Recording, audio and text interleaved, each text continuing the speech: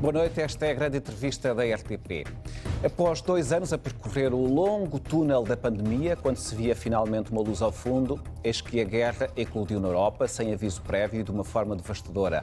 Diariamente chegam-nos imagens de cidades cercadas, edifícios destruídos e, sobretudo, um imenso sofrimento. Milhares de mortos e milhões de pessoas em fuga.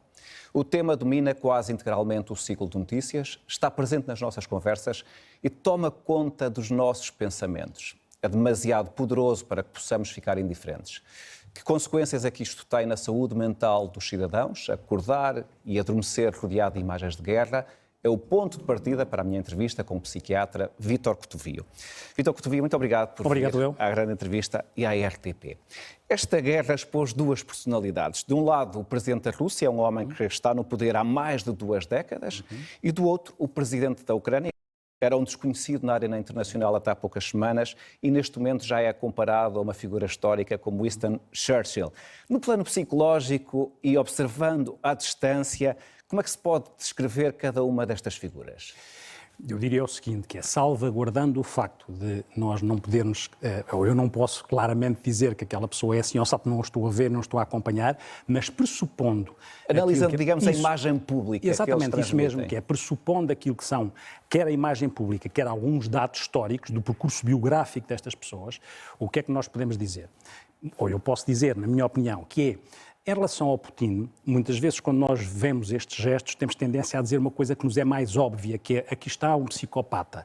E, portanto, eu não acho que isso seja propriamente um registro, eventualmente, de um psicopata neste sentido. As pessoas podem ter gestos psicopáticos, mas essencialmente uma personalidade que é formada e formatada num determinado registro, porque o Putin era da KGB. E, portanto, quando nós dizemos, quando estamos a falar de personalidade, nós estamos a falar daquilo que é a combinação do meu temperamento com o meu caráter. O que eu quero dizer com isto? O meu temperamento é a minha matriz constitucional, com que eu nasço. O meu caráter é o resultado das minhas experiências de vida. Ora, uma pessoa que é formada, educada num registro de uma polícia secreta, tendencialmente, se tiver essa predisposição, vai desenvolver traços paranoides marcados, que é um registro de desconfiança, um registro daquilo que é a suspeição dos outros e do mundo que não estejam alinhados com as minhas ideias, porque eu tenho que estar sempre vigilante contra os outros que podem ser ameaçadores.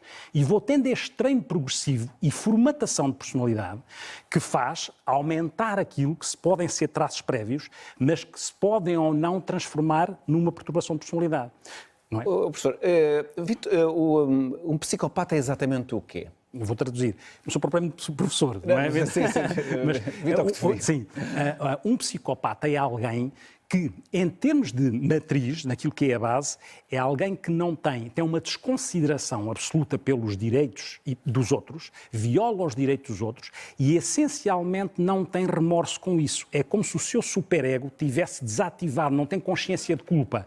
E, portanto, é alguém que funciona dentro de um registro em que pode cometer atos ilícitos, sem essa consciência de culpa, numa forma assim mais abrangente. Sim. Esta noção da falta de remorso, da falta de culpa em relação a gestos ilícitos, em relação a gestos de desconsideração e de violação pelos direitos dos outros, é aquilo que pode ser um fio condutor de um psicopata.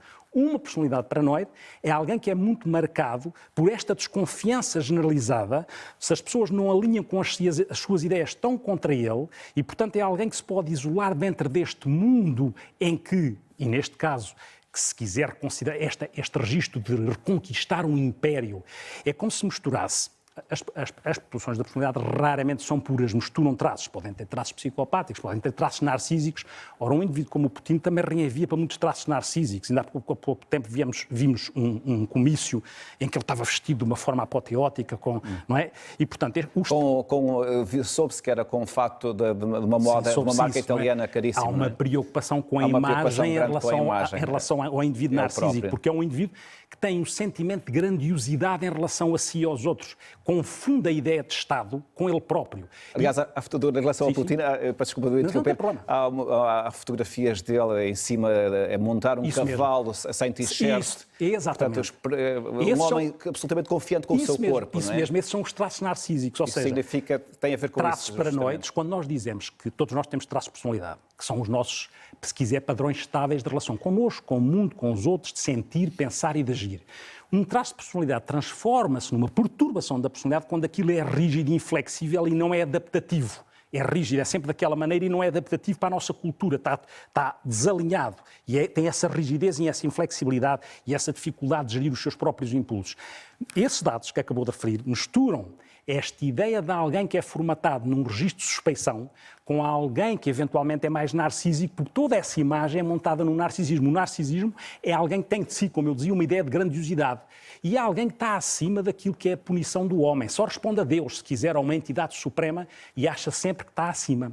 Acrescentando a isso um fator muito interessante, que é praticamente da mitologia, que há uma coisa que se chama o síndrome de Ubris, que é o que é? Que é aquilo que é criado pelo poder, o registro... É a doença do poder, não é? Isso mesmo. A doença do poder, que é alguém que vai desenvolvendo o poder de uma forma muito isolada e num registro messiânico, num registro que está ali para criar o tal império, ou recuperar o império, e que só ouve os que estão alinhados consigo, e esse síndrome de Ubris, que é isso, que é do grego, a presunção, a arrogância, faz com que a pessoa segue para aquilo que é a capacidade empática, lá está, porque o narcísico e o indivíduo com traços mais antissociais perde a capacidade empática, perde a capacidade de ressonância empática, de se colocar no lugar do outro, que é o que o Zelensky vai desenvolvendo e treinando. A ideia, antes de irmos ao Zelensky, isto significa que essas duas características que acabou de descrever, um certo narcisismo por um lado, depois traços paranoicos... E mais psicópatas. Sim, a mistura das coisas. Por outro, significa que se torna muito difícil negociar com uma figura deste género, porque se torna muito mais inflexível, correto? Por definição, a pessoa é inflexível e rígida. E, por definição, acha que ela é que tem razão. E quando os outros estiverem a andar em sentido contrário na autoestrada e ele é que estiver a andar em sentido contrário, ele acha que os outros é que sim. Ele acha que ela tem... E tem uma coisa muito, muito complicada e é a perigosidade disto tudo. A perigosidade disto tudo é que o indivíduo um bocadinho mais paranoide é um indivíduo que interpreta qualquer coisa como ameaçadora. Eu ontem ouvia uma peça em que tinha sido preso alguém que estava com um cartaz que tinha cruzes. Mas essas cruzes foram interpretadas de uma forma ameaçadora, ou seja, o registro paranoide interpreta tudo como uma ameaçador. Desde a folha branca às cruzes, faz uma interpretação de desconfiança em relação a isso e provoca duas coisas de risco. Se quiser, é como se fossem R's. Os R's que estão aqui, há dois R's que se têm, que são, no paranoide, o R do ressentimento e de raiva. A pessoa fica ressentida quando o seu orgulho é ferido e o seu orgulho é maligno e por isso é que tem dificuldade em retroceder, em voltar atrás. Portanto, se interpreta como uma coisa ameaçadora, há um ressentimento e pode haver uma raiva imediata, e aqui a perigosidade. Na questão da pessoa que é narcísica, falta-lhe o R, que é falta-lhe a ressonância empática, e na pessoa que tenha traços psicopáticos, falta-lhe aquilo que é a capacidade de remorso. São vários R's, São vários R's, para a pessoa perceber um bocadinho. Isso, numa situação normal, já não seria bom. Se ligarmos essas características ao exercício do poder e um poder que tem um dos maiores exércitos do mundo, torna-se absolutamente perigoso. Torna-se absolutamente perigoso porque nós não sabemos onde é que está o momento da impulsividade, o momento do clique, e isso é que é complicado. Porque se é verdade que há traços mais psicopáticos, mais planeados e com capacidade. Quando eu digo que se calhar não são os psicopáticos que dominam, porque nos psicopáticos a gente já encontra em criancinhas que fazem mal aos bichos e não têm essa consciência de culpa. Não temos propriamente essa história, temos aqui mais um planeamento e uma premeditação, não é? Que nos registros mais sociopatas acontecem. Os sociopatas são mais moldados pela sociedade e pelas experiências de vida. Por isso é que eu falava de viver dentro da KGB, e falava do síndrome que é uma de Ubris. vida da desconfiança, não é? Sim. E tornam-se também, são personalidades que têm muita dificuldade em escutar aquilo que lhes é dito e ver com os olhos da realidade aquilo que está a existir. Sim. Perdem a noção da realidade, ou seja, vão-se fechando mais sobre si próprios, dentro das suas ideias, dentro do seu mundo, e é isso que o tal síndrome do poder, o tal síndrome de Ubris, não é? Traz, que é esta incapacidade de enxergar aquilo que é a realidade para além da dificuldade empática e, portanto, qualquer coisa que seja dita desalinhada com aquilo que a pessoa pensa, essa pessoa é ostracizada, ou é posta na prisão, ou é o que for, ou é envenenada, como sabemos, não é? Já houve casos. Já houve casos, nomeadamente aquele dissidente, não é? E, portanto, esse é o registro e é aí que entramos na perigosidade, quer do planeamento perigoso, quer na impulsividade perigosa, não é? Porque os indivíduos que têm este registro de síndrome de Ubris são indivíduos que, inclusivamente, às tantas, como eu digo, eles estão à procura, supostamente, daquilo que é um bem maior messiânico. Eles muitas vezes falam na terceira pessoa e no nós majestático, não é? Referindo-se a si próprios. Isso mesmo, não é? Este sentimento de grandiosidade que nele se traduz pelas imagens que deu em cima do cavalo, não é? Ou as suas entradas, ou as entradas naquelas salas douradas, não é? E aquele momento de desautorização em que alguém está a dar uma opinião e é um elemento importante e ele dá ali uma rabecada, passa a expressão, em alguém, e aquela frieza que nós intuímos, sentimos, é complexa, não é? Aquilo que o Vasco Cotovio o Vítor Cotovio, peço desculpa, está a dizer, tem a ver justamente com convém sublinhar isto de novo, com a percepção que tem a partir das imagens que nos chegam isso deste mesmo, líder. Salvaguardando isso sempre. Nunca fez nenhuma consulta com o Vladimir Putin, portanto que vale a pena sublinhar isso. É uma imagem que tem a partir da percepção que é criada, sobretudo através das imagens que são divulgadas deste homem. E deixa-me dizer uma coisa já agora, que é o ressentimento, que eu há bocado falei, raiva, ressentimento, há uma coisa muito importante que temos de ter presente e que tem a ver com a guerra e que tem a ver com isto. Dos sentimentos todos que nós temos, os sentimentos vão e vão. A alegria vai, vem, a tristeza vai e vem. Há um sentimento que é muito intenso e perdura, que é o ressentimento. O ressentimento é perigoso, quer para quem esteja do lado do agressor, quer para quem esteja do lado do agredido. Ou seja, quando a guerra materialmente acabar, o ressentimento com que as pessoas vão ficar vai perpetuar por gerações a guerra. Esse é um tema muito interessante que eu vou querer falar também já de seguida, ligado ao ressentimento. Se calhar eu tinha introduzido aqui na entrevista, eu pensava falar sobre ele em termos de ódio, a questão do ódio, que é algo que provavelmente irá ficar nas próximas gerações. Mas antes de lá irmos, vamos só falar do Zelensky. Acabamos de falar do Putin, agora vamos falar do Zelensky e da imagem que ele foi criando no último mês. Porque, na verdade, sobre o Zelensky sabia-se muito pouco, sabia-se que tinha sido um artista que veio da comédia televisiva, tinha um programa na televisão, nunca ninguém ligou muito a esta figura política, havia algumas dúvidas, aliás, sobre ela, e no último mês ele emergiu como uma figura dominante, foi até convidado para ir a todos os parlamentos fazer discursos, tem sido uma figura inspiradora da resistência. Como é que se pode caracterizar este homem que diariamente nos chega através dos vídeos que ele próprio grava com o seu telefone, que publica e que está em permanente contacto não só com a sua resistência, mas também com o próprio mundo e com os líderes do mundo? E isto aconteceu num mês. Sim. Duas coisas, ou seja, deve ser analisado, na minha opinião, não só por ele, mas pelo contexto. Começando pelo contexto, nós perante uma ameaça que nos está mais próxima e, portanto, nos espelha mais, temos mais naturalmente capacidade empática e de nos vermos naquele lugar e, portanto, a Ucrânia está mais próxima de nós. E nesse sentido... É o agredido, não é? Porque é o agredido é e porque nós identificamos com a vítima. E porque a Síria, por exemplo, está mais longe. E a Ucrânia está nesse sentido. Geográfica, e, portanto, nesse sentido, nós sentimos mais ameaçados e temos uma maior necessidade também daquilo que é perante um desastre e uma catástrofe, está estudado, por um sociólogo que é o Henrique Quarentelli, que é perante isso, a necessidade de cooperação e identidade comum aumenta. Ou seja, a nossa sensação e o nosso desejo de identidade comum, de reconhecimento e de pertença a uma causa, aumenta muito. E, portanto, é fácil projetar-nos em alguém que sabe fazer bem, já vou concretamente ao Zelensky, que sabe fazer bem de catalisador de uma causa. E nós precisamos de uma causa. Nós precisamos, nesse sentido, de alguém que é herói, para termos esta ideia de proteção e de pertença a bons valores. Nós, em situação de catástrofe, somos capazes da mesquinhez, mas também somos capazes da nobreza. E por isso explica que haja tráfico, ao mesmo tempo de seres humanos na guerra, mas também haja a nobreza das coisas, não é?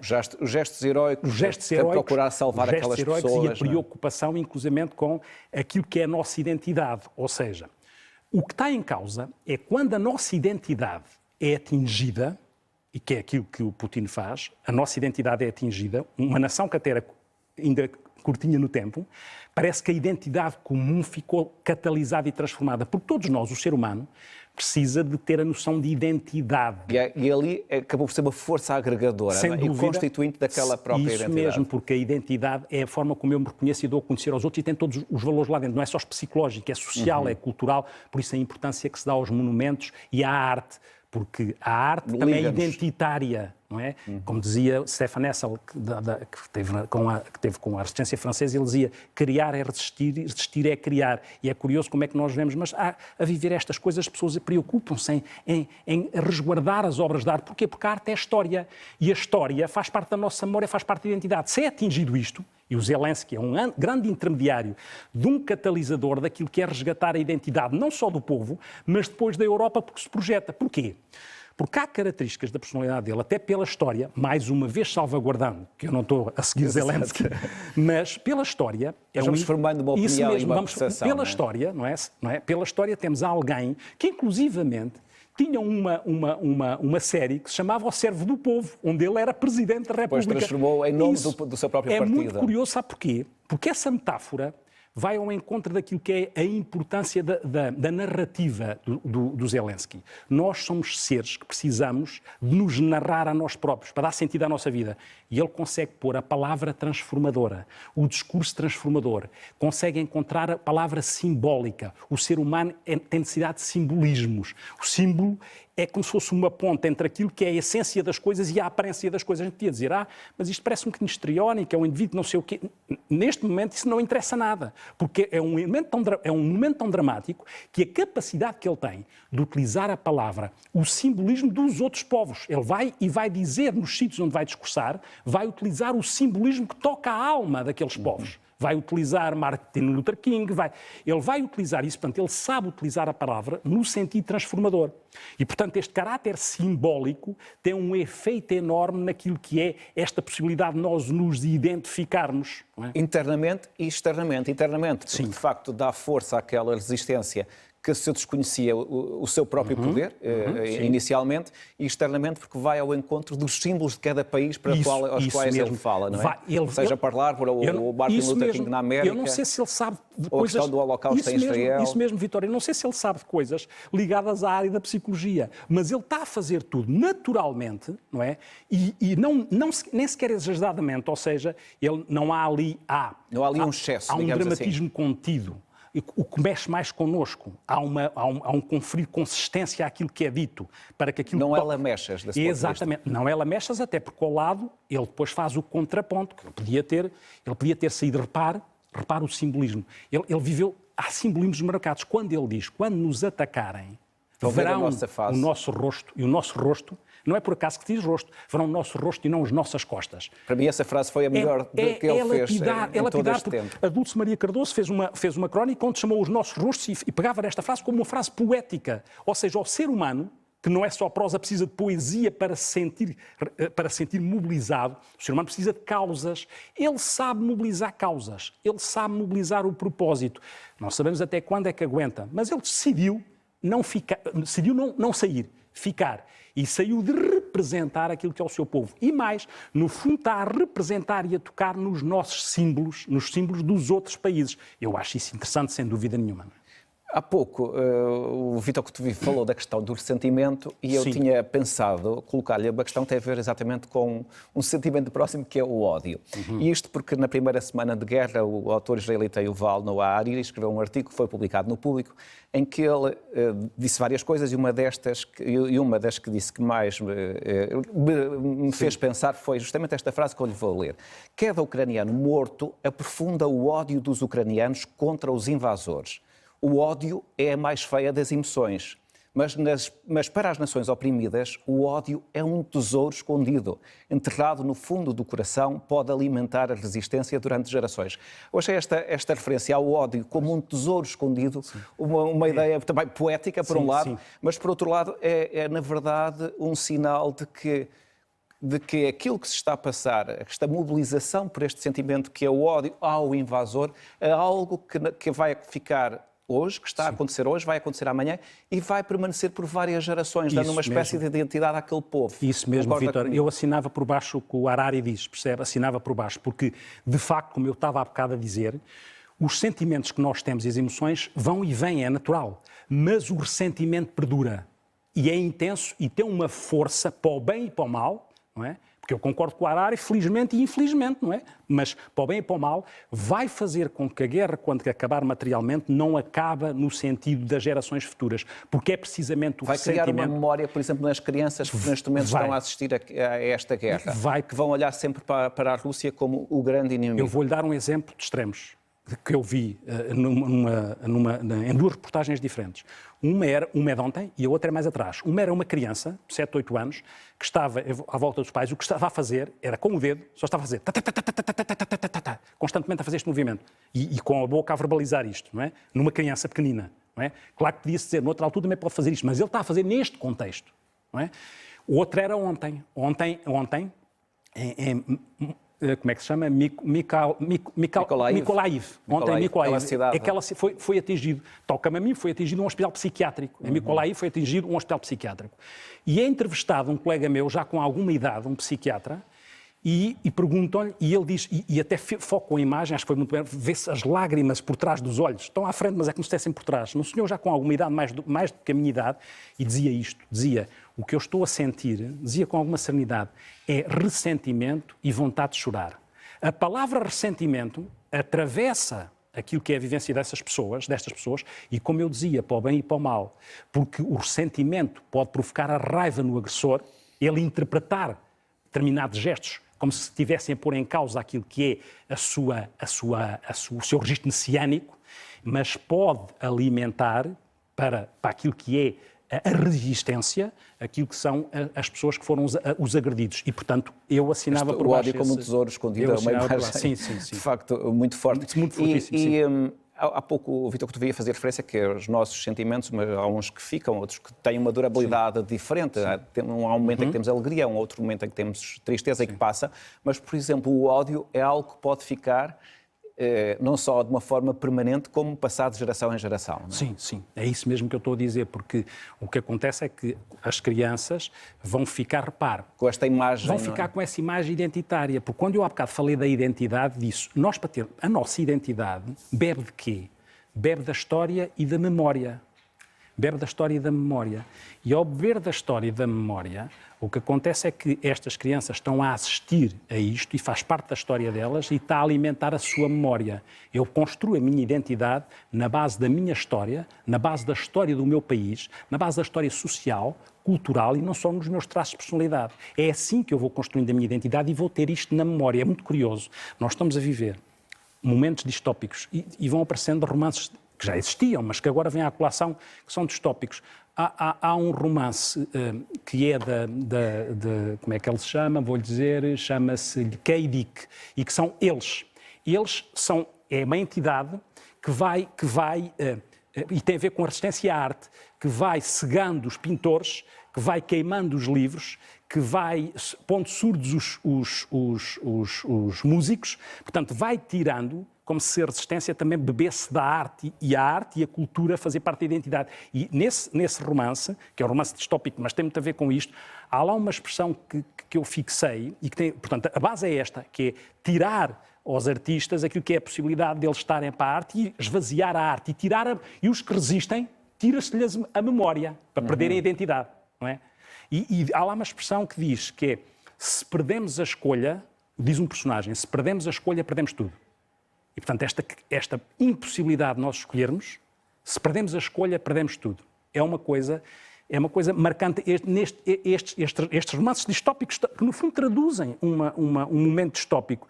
Eu fui ler em determinada altura, por causa do distópico, na pandemia, fui ler um livro do Pepe Tela, que é O Quase Fim do Mundo. Sabe porque é que eu fui ler?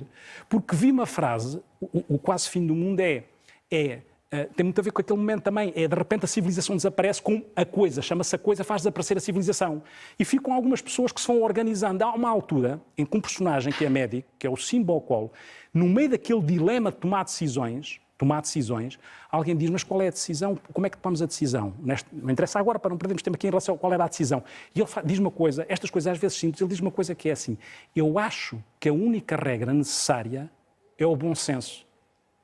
Ora, nós podemos ser muito sofisticados tecnicamente, tecnologicamente, mas perdemos a capacidade de lidar com o imprevisível, com a insegurança, com a falta de controle não é? E com esta questão que não se aprende nos livros, que é o bom senso. E que não se aprende nos livros e também não é, muitas vezes, não é a coisa mais bem distribuída no mundo. Não é.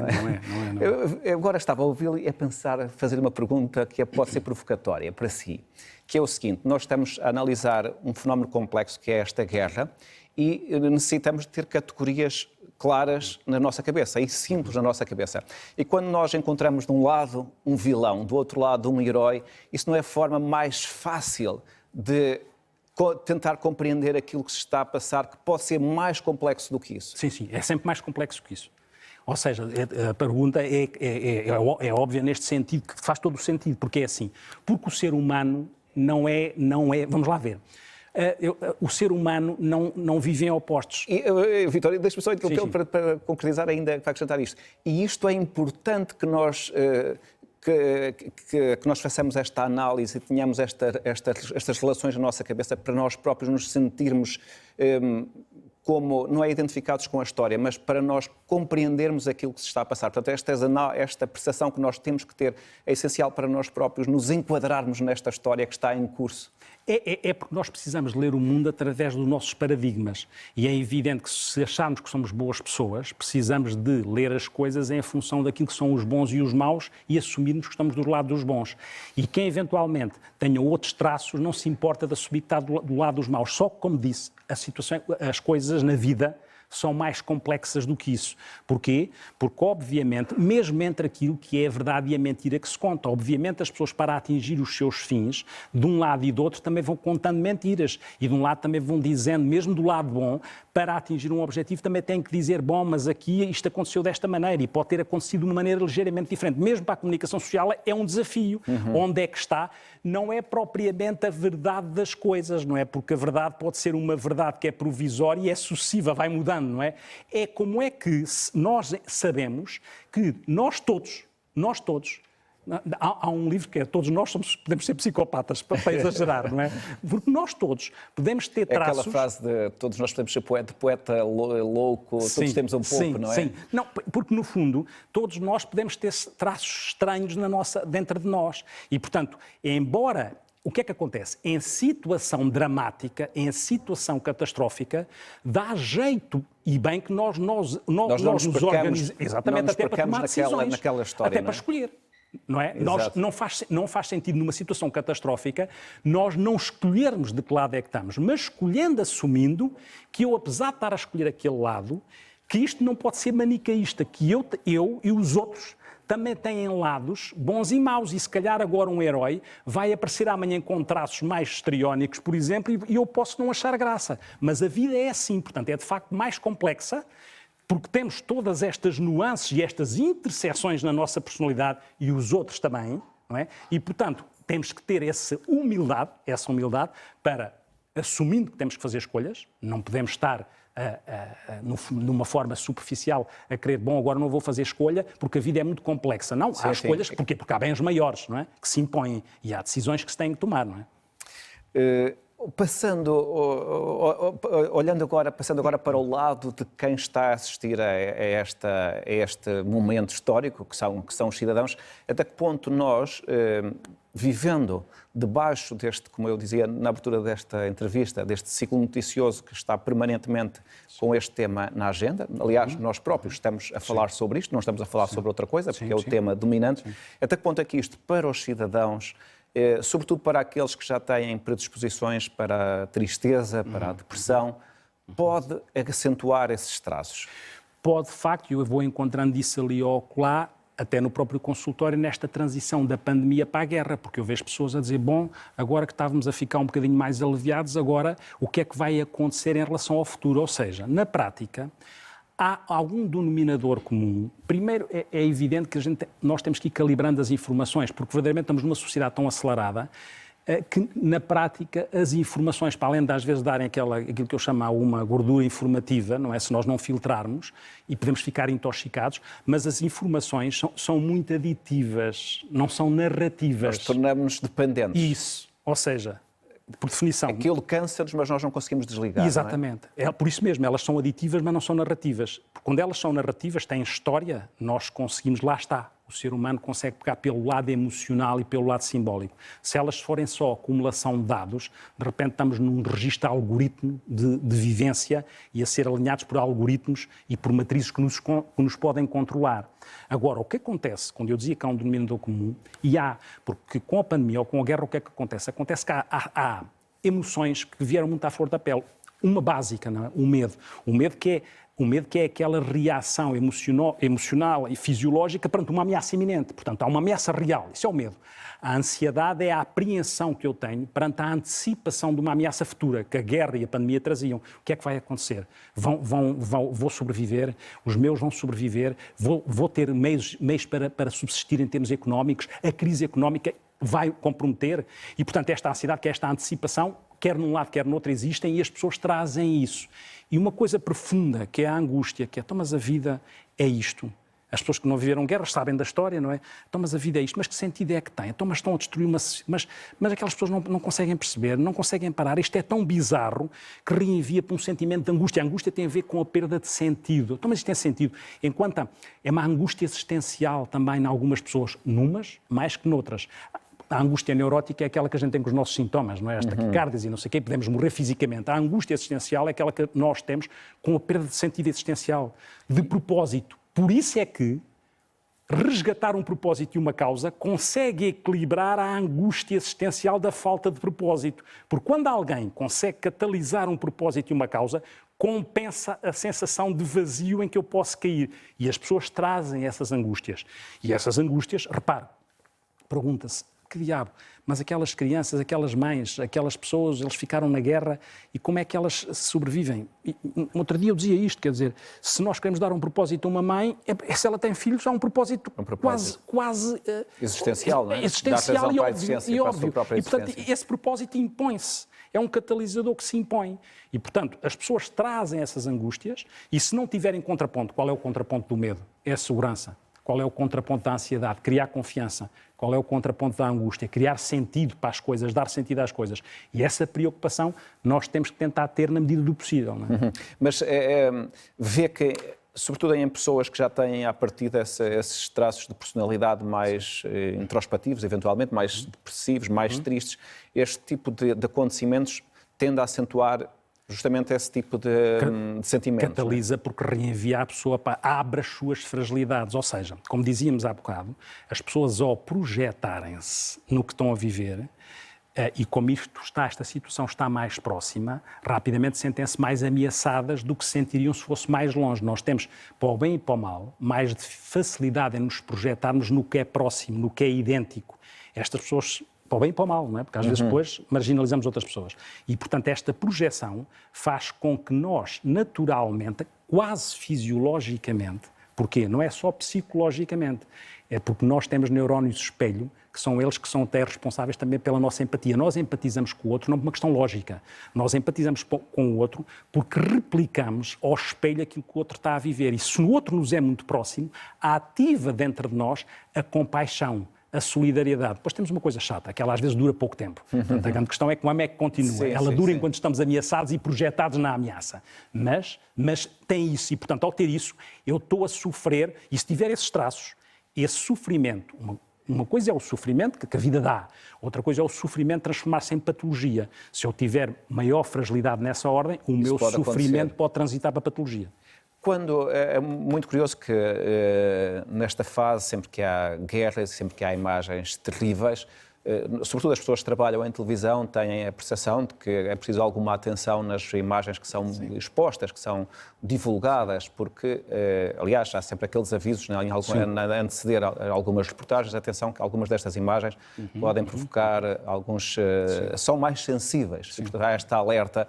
Agora, eu estava a pensar, no outro dia, quando estava a ver o telejornal, justamente sobre isto, que é, há imagens que são de uma violência psicológica extrema que muitas vezes não são consideradas dessa maneira e quando contraponto, por exemplo, a uma cidade destruída, eu estava a ver as imagens de uma reportagem daquelas que foram multiplicadas, não houve uma só, da separação das mães e das suas crianças, dos maridos nos comboios, as mulheres a partir, os maridos a ficar, e essa imagem é de uma violência, de uma tristeza infinitas e, por exemplo, comparadas com cidades destruídas, têm o mesmo grau de violência. violência, mas nós tendemos a não olhar para elas da mesma maneira, não é? Quando vemos, digamos, imagens com sangue, achamos claramente que são imagens que podem provocar sentimentos junto de quem as vê, mas estas imagens têm uma violência psicológica, não são entendidas da mesma maneira. Não são. Não sei se concorda comigo. Não concordo, porque quando nós estamos a falar de uma cidade destruída, nós conseguimos ter praticamente uma análise racional e cognitiva do processo, ou seja, dizemos que coisa horrível, como é que se destrói uma cidade. Sabendo que lá dentro podem estar corpos, podem estar vítimas. Podem estar, mas não estamos a ver. Quando nos é dado as imagens de separação, aí o que acontece é que a nossa projeção é imediata. Colocamos como pais, como maridos, como filhos. Ou seja, naquele momento, nós somos aqueles. E, portanto, como estão próximos, nós podemos ou poderíamos ser aqueles que estão a sentir coisas que nós sabemos o que é que são, porque são sentimentos do lado da humanidade. Enquanto uma casa eu consigo fazer uma ponte cognitiva. Eu posso dizer que pena eu perder a casa, mas eu não digo desta maneira que pena a pessoa perder um filho. Porque quando eu digo perder um filho, eu sinto na minha alma, no coração e na carne. Quando eu digo perder uma casa, embora até a casa pessoal tem um valor simbólico enorme, mas quando eu digo perder uma coisa que está mais afastada, no sentido que é um espaço total, eu tenho mais uma capacidade de conseguir fazer um filtro e fazer uma análise mais cognitiva. Quando estou perante vivências emocionais de pessoas, eu estou ali. Há pouco, o Vítor Cotovia fazia referência a que, na verdade, estes sentimentos têm uma certa duração. Nós sabemos, neste momento há uma grande disponibilidade das pessoas para ajudar, mas isto tem uma certa duração, não vai ficar para sempre. Há um momento em que, na verdade, as pessoas se distanciam e depois vão deixar de querer saber. Isto, por um lado, tem um efeito que pode ser negativo, que é, de facto, eu agora já não quero saber mais o que é que se passa com aquelas pessoas, nem estou disponível para ajudar, mas, por outro, também permite que cada um de nós possa continuar a viver sem este peso permanente de ter esta não é um sentimento de culpa, porque nós não somos responsáveis por aquilo, mas um sentimento de responsabilidade em relação àquelas pessoas e, na verdade, nós pouco podemos fazer. Portanto, há este lado que de facto, algo pode ser negativo, que é ok, eu agora já não estou disponível para isto, mas, por outro lado, isto pode ser essencial para nós podermos continuar a existir de uma maneira relativamente saudável. Sim, eu acho que faz parte do nosso instinto de sobrevivência também, como diz. Ou seja, depois há uma altura em que eu estou projetado, e como estou projetado, é que são catalisados todos os meus movimentos solidários e de cooperação. Porque, no fundo, eu estou a tratar-me a mim ou a ajudar-me a mim que está no outro. Ou seja, eu também parece que eu estou só altruísta, mas eu não estou só altruísta, eu estou a ajudar-me a mim no outro. Quando a situação se afasta... Estou a exercer o meu lado melhor, não é? Sim. E fico satisfeito por com mim isso. E pelo outro, exatamente. Porque está estudado que os movimentos solidários fazem-nos bem mesmo quimicamente, aumentam as substâncias químicas boas. E por isso é que nós vemos essas pessoas a partir, não é? Com os seus cargos e disponíveis para o voluntariado. E para... Tal qual, porque o voluntariado dá não é só psicologicamente, dá fisiologicamente boas sensações. A questão é, os nossos mecanismos de defesa depois vão recompor-se de maneira a que a nossa vida tem que ir caminhando. Mas uma coisa, e isso é natural, no fundo depois vai-se naturalizando aquilo que deve ser naturalizado, sendo que há uma coisa mais aborrecida, que é aquela que, e acho que isso é normal no processo, seria menos normal e seria bom que acontecesse um bocadinho diferente, que é, apesar de tudo, uma coisa é entrar na normalidade, outra coisa é nós esquecermos-nos, que são coisas diferentes. Ou seja, eu acho que nós não nos devemos esquecer. E, de facto, o ser humano, às vezes, esquece. E, portanto, aquilo que em determinada altura esteve muito ativado, deixa de estar, mas é importante naquilo que são os mecanismos de defesa normais e de retomar a sua vida, mas também era importante que não houvesse esta noção de amnésia para o que se passa. Até porque é a amnésia que nos faz, daqui a uns anos, estar preparados para lidar com situações equivalentes. E essa amnésia pode derivar, por exemplo, de uma certa banalização. Por exemplo, nós estamos a falar sobre a guerra. Sim. Na verdade, não há outro tema. Nós, como há pouco referimos, estamos permanentemente a conversar sobre isto, a ver imagens sobre isto. Quando é que isto se transforma para nós numa banalidade? Quando é que nós olhamos para aquelas imagens e ficamos indiferentes porque já são banais, porque já as vimos imensas vezes? Sim, esse é um risco até na forma como nós utilizamos a informação e a comunicação, porque o ser humano há um efeito de saciação em relação aos estímulos. E para o bem e para o mal, ou seja, os estímulos, em determinada altura, impactam, os que são positivos positivamente, os que são negativos negativamente. Mas depois há um efeito de saciação, ou seja, deixa de ter o mesmo impacto. E é aí que cai a nossa capacidade de relativizar ou de vulgarizar, que é estar à mesa numa refeição a comer e estar a assistir a imagens de uma violência enorme. E, portanto, aí nós temos que chamar a elas. isso. Como eu digo, muitas vezes por uma defesa natural, como dizia há bocado, da vida continuar, mas às vezes isso é tão extremado que fica estranho, que há alguém que vê de fora, de repente pode, e que ainda esteja na fase de sentir, não consegue perceber como é que aquele alguém está a viver uma coisa complicada e está com uma naturalidade um bocadinho indiferente demais. Portanto, nós temos o dever de nos chamarmos a atenção, quando o tempo passa, de que o esquecimento não aconteça de forma a que a indiferença nos desumanize. Mas este é um desafio do ser humano, e do ser humano normal. Não estamos aqui a falar de pessoas estranhas. Nós temos isso. E, portanto, também temos este dever connosco de apelar e chamar a atenção. Não é no sentido de agora ficarmos coitadinhos de nós paralisados. Exato. Não é isso. É no sentido de calibrar as nossas respostas. Um outro tópico completamente diferente, mas sobre o qual eu gostava de ouvir. Nós temos visto, nos últimos, desde o início desta guerra, muitas notícias sobre homens que se disponibilizam, calculo também mulheres que se disponibilizam para ir para a guerra, aqueles combatentes que se alistam para ir para a guerra, venham de outros países, partem para... porque há ali um conflito. Que motivações é que levam ou que poderão levar estas pessoas a alistar-se para um combate que poderá ser um combate sem retorno, um combate em que está em causa a sua própria vida? Eu acho que não há uma motivação. Mais uma vez, pegando naquilo que há bocado o Vítor falou, demasiado a complexidade. Complexo. Isso. Ou seja, a complexidade faz com que nós tenhamos a humildade de análise, não é? E o discernimento da análise. Haverá pessoas que podem ir no extremo, haverá no extremo pessoas que podem ser guiadas por uma causa e por um propósito, no fundo por um propósito mais transcendente, não é? E que haverá pessoas aí, e nesse sentido são pessoas a fazer esse movimento de uma forma a que diria, apesar do risco que é saudável, haverá outras pessoas no outro extremo, por outras razões, até pelo seu percurso de vida, de coisas eventualmente menos bem resolvidas e que, no fundo, querem fazer os seus mecanismos de compensação e querem também dar um sinal a si próprios de que, em alguma altura da vida, vamos imaginar, aconteceu-lhes uma coisa para a qual não tiveram disponíveis e agora têm esse desejo de reparação e de procurar uma causa. Portanto, isto para dizer o quê?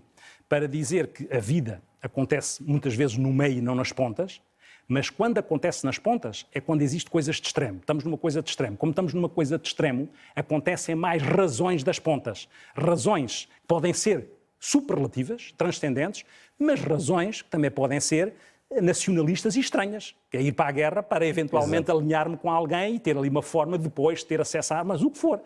Não é? Pode também ter a ver, pergunto-lhe, Vítor Cotovia, se entende que para algumas pessoas a guerra é uma espécie de aventura no seu limite. E esse lado aventureiro, esse lado em que de facto é tão no limite que pode estar em causa a própria vida, isso pode ser uma motivação forte para alguém ir para ali. Eu estou a pensar, por exemplo, naqueles combatentes que estiveram no Iraque e no Afeganistão e que se ali estão agora, desejosos de ir para essa grande aventura que é a guerra. Isso também pode ser uma motivação, não é? Sim, em algumas pessoas, sim. O Freud falava da pulsão de morte e muitas vezes nós temos esta dialética entre aquilo que nos realiza por estarmos completamente no limite. E, portanto, haverá algumas pessoas em que essa razão, a razão de estar completamente no limite entre a vida e a morte, é aquilo que naquele momento faz parte da sua identidade. Como eu digo, não será o maior número de pessoas. O que eu acho aqui importante é, numa situação de extremos, há resposta de extremos. E, portanto, há causas boas e causas que podem ser menos boas para a mesma ação. Para a mesma ação. Que convergem naquela situação. Para a mesma ação. Causas muito boas e causas podem ser menos boas. E depois há o caminho do meio, onde a maior parte dos seres humanos se coloca e tem dúvidas e inquietações. E quando vê isso, diz, então, mas o que é que eu posso fazer? Então, este está a fazer isto. E às vezes até nos culpabilizamos. Então, este está a fazer isso, o que é que eu posso fazer? Isto eu era capaz, isto eu não era capaz. Mas esta é a interpelação que a vida nos dá. Uma outra questão. Esta semana também, numa reportagem que eu vi no telejornal, acho que até foi ontem, foi por estes dias, era uma reportagem que tinha a ver com as mães e as crianças que vieram para Portugal, neste caso concreto, julgo que era para Cascais, em que aparecia uma mãe que dizia que estava a explicar ao seu filho, filhos de 4, 5, 6 anos, que o que estavam a viver era uma grande viagem, era uma aventura, portanto não estava a explicar o que é que estava a acontecer, criando como se fosse uma ficção, uma narrativa ficcional em torno daquilo que eles estavam a passar, de modo a suavizar justamente este processo para as crianças. Parece que é uma boa alternativa justamente contar às crianças, em vez de lhes contar a verdade que é tão dura e eventualmente terão alguma dificuldade para compreender, criar esta narrativa e explicar mais tarde para justamente facilitar este processo. Eu acho 2 ou 3 coisas acerca disso. E, mais uma vez, a complexidade está em cima da mesa, porque nós somos seres de complexidades. Não há respostas que sejam unívocas, não é? Tem muitas dimensões. Nós temos que saber sempre que temos que ler o contexto e temos que ver as coisas de forma sistémica. Como é que não é a coisa em si, como é que elas se ligam umas com as outras. E é nesse ligar que nós entendemos a melhor atitude. A melhor atitude pode variar, para já varia de idade para a idade das crianças. Ou seja, há coisas que cognitivamente, emocionalmente, as crianças de 2 anos não estão preparadas para viver de uma determinada maneira. Ponto 1. Ponto 2. Quando nós escolhemos uma abordagem igual à Vida é Bela, não é? Que é criar uma história como no filme A Vida é Bela, não é? Cria-se uma história para amenizar e nós todos, eu gostei muito do filme A Vida é Bela, não é? Porque é criar aquela história para aquela criança, daquele pai. Ou criamos essa situação, se essa situação tiver cabimento em alguma altura, mas principalmente o que eu acho é, respeitando idades, respeitando o contexto, perceber que criança é que eu tenho à minha frente e principalmente perceber isto, que é quando eu estou a tentar, não ir à frente das crianças, eu devo ir ao lado ou atrás. Não, quando eu vou à frente e dou explicações a mais, isso tem mais a ver comigo do que com a criança. Isso é a minha angústia em tentar projetar a minha aflição e às tantas estou a descarregar em cima da criança uma angústia que eu tenho. Isso não. Ou seja, primeiro eu devo interrogar-me sobre a razão, o momento, o contexto em que devo dizer e como é que devo dizer. E isso não deve ser uma projeção da minha angústia, porque senão sai mal. Estou a pôr numa criança coisas que ela não tem ferramentas para lidar. E, portanto, isto é fundamental que se faça. Por isso é que eu digo, cada situação, cada idade, cada contexto.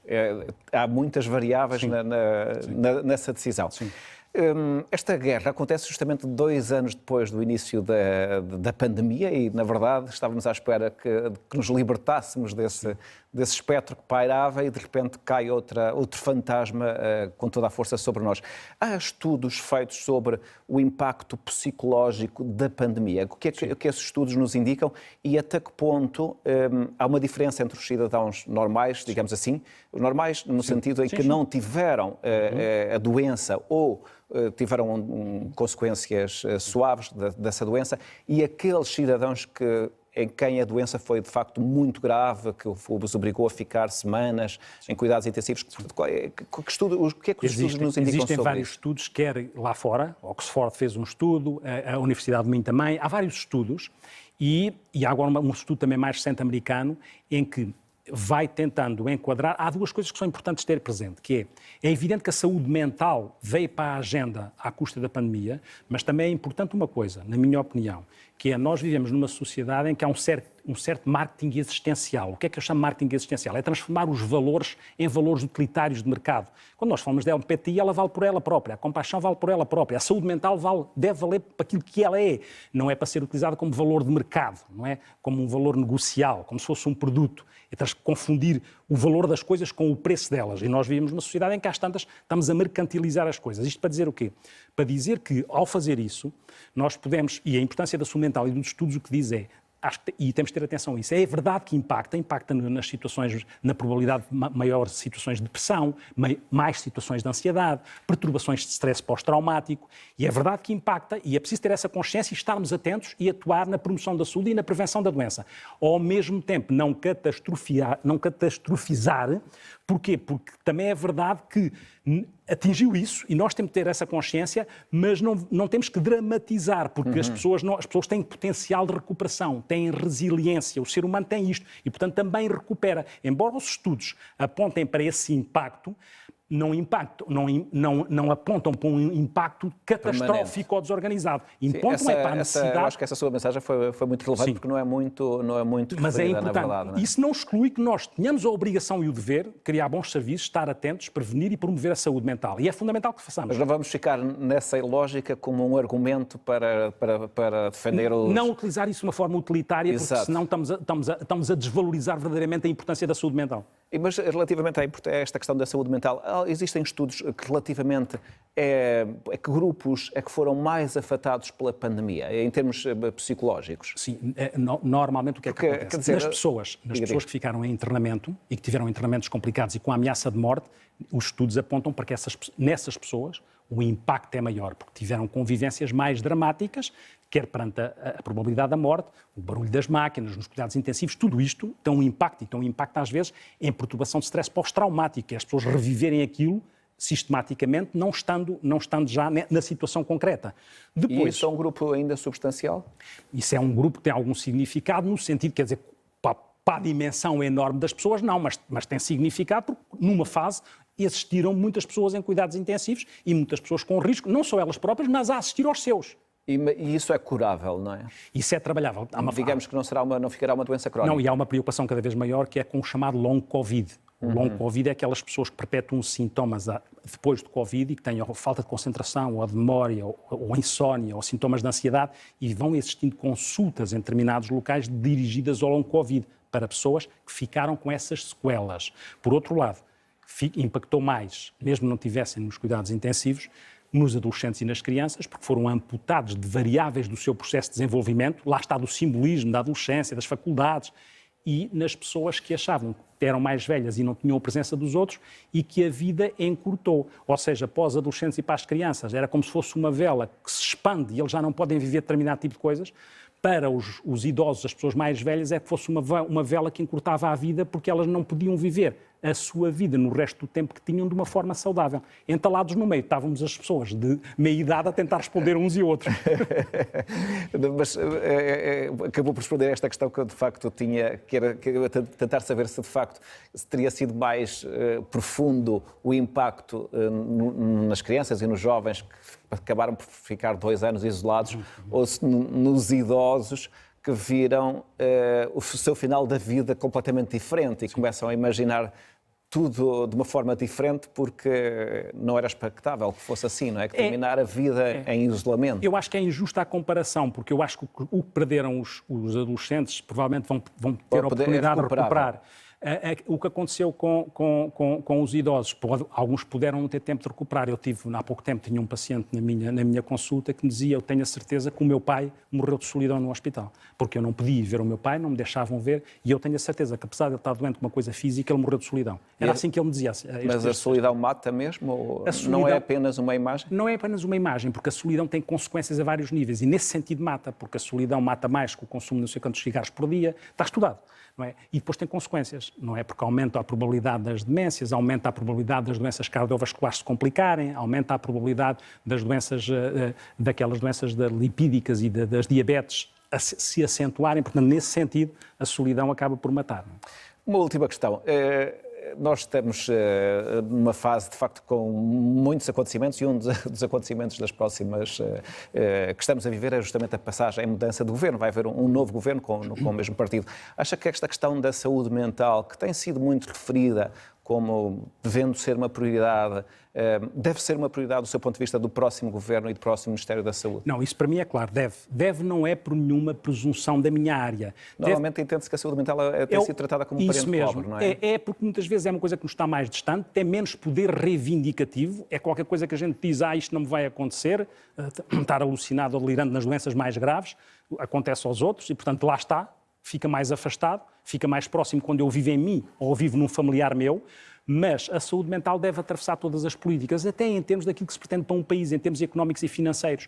Porque um país sem saúde mental é um país que, de alguma forma, vai ter comprometida a sua capacidade de recuperação. Ou seja, se há um plano de recuperação e resiliência no sentido material, objetivo e no sentido monetário, deve haver um plano de recuperação e resiliência no que diz respeito à saúde mental. Não dramatizando, obviamente, mas deve haver. E isso deve ter efeitos, por exemplo, nas escolas, e em outras dimensões da vida. Fez uma observação pertinente. Eu não acredito, ou seja, para nós mudarmos mentalidades, nomeadamente em relação ao estigma, as pessoas mais velhas têm dificuldade em desmontar o estigma ligado à doença mental. Como é que se faz? Faz-se havendo, nas disciplinas de cidadania, nestas disciplinas, havendo esta sensibilidade para os mais novos para aquilo que é desmontar o estigma da saúde mental. Não somos nós. Burro velho não aprende línguas, não é? Que é um aforismo chato, mas é verdade. E, portanto, é quase verdade, não é? Não é bem verdade, mas é quase. Mas os jovens podem trazer e ter esse efeito não só de aprendizagem própria, mas muitas vezes tem um efeito de catalisar os outros, como era o ecoponto e as preocupações foram os jovens, não é?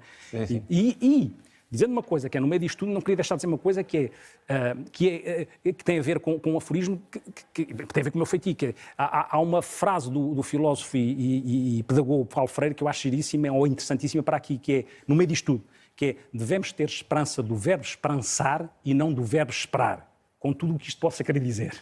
Vítor Couto, e é com essa frase que termina a grande entrevista de hoje. Agradeço-lhe ter vindo a esta edição.